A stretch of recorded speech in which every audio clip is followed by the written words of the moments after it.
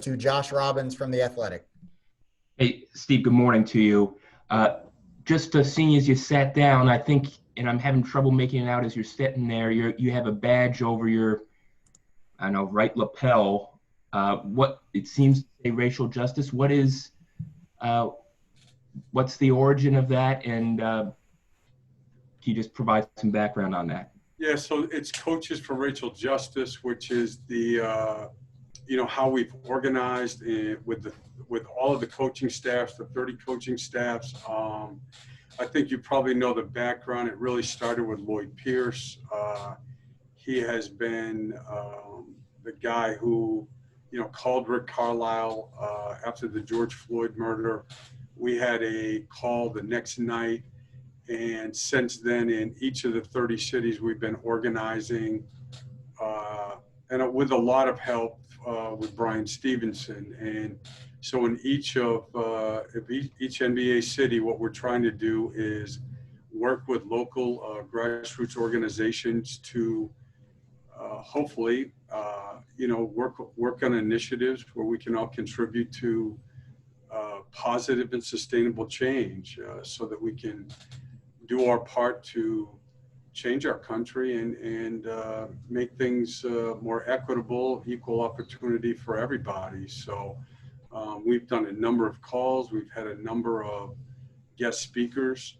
It has really started, as Brian Stevenson has really told us from the beginning, is that we're coaches and more teachers or maybe even educators. But the key is to work with people who understand how we can get things changed, and that's law, it's policy, it's procedure. I don't think anybody's looking to do photo ops. I think what we're trying to do is, again, do things that can be positive and sustainable. Dan Savage, OrlandoMagic.com. Cliff, with it going back to 12-minute quarters being the second scrimmage game, how much more will the rotations look like a normal game, and how deep will you go to your bench?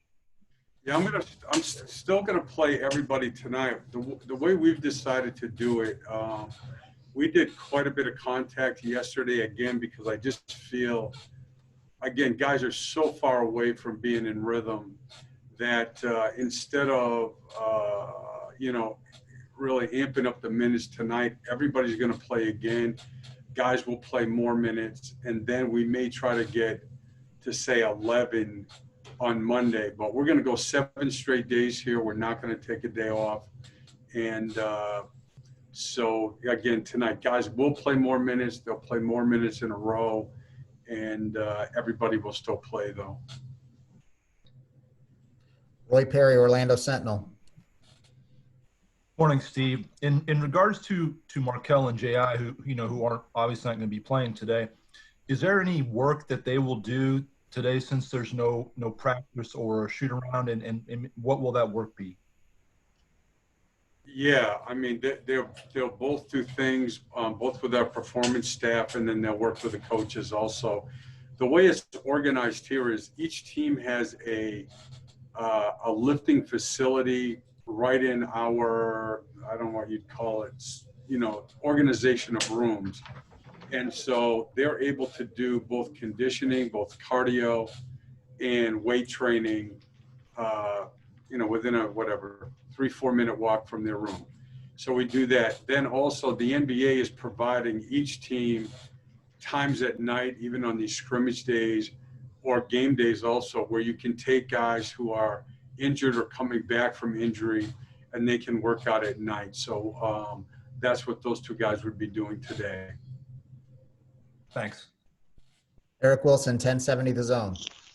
Hey, good morning, Coach. So I wanted to talk to you about, have you spoken to Desmond Meade at all while you've been in the bubble, and what those conversations have been like?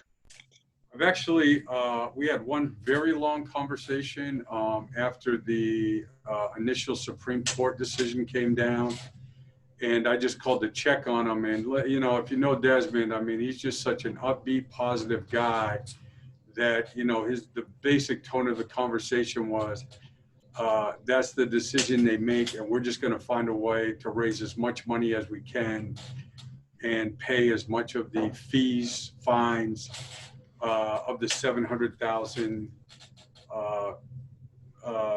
people that voting rights got taken away for the time being, and that's going to be his approach. And I saw just a few minutes ago that LeBron's group made a big contribution last night, which is great. And I was texting with Desmond just a few minutes ago, and I think he's going to have a couple other announcements, hopefully in the next week, of also significant contributions. But for LeBron to do that, shows you, I mean, one, how committed he is, and two, how much he understands about the importance of voting. Okay, back to Dan Savage. Cliff, even though you guys are in one location, there's, a time change with things. You've had earlier practices, later practices, midday games, afternoon games. How do you feel your teams handled those time adjustments, even though you guys are in one location? Really well. I think we had one day where I was disappointed with the way that we worked and practiced. So we're in a situation now where we went 7 o'clock, then 6 o'clock. Yesterday was 2 to 5.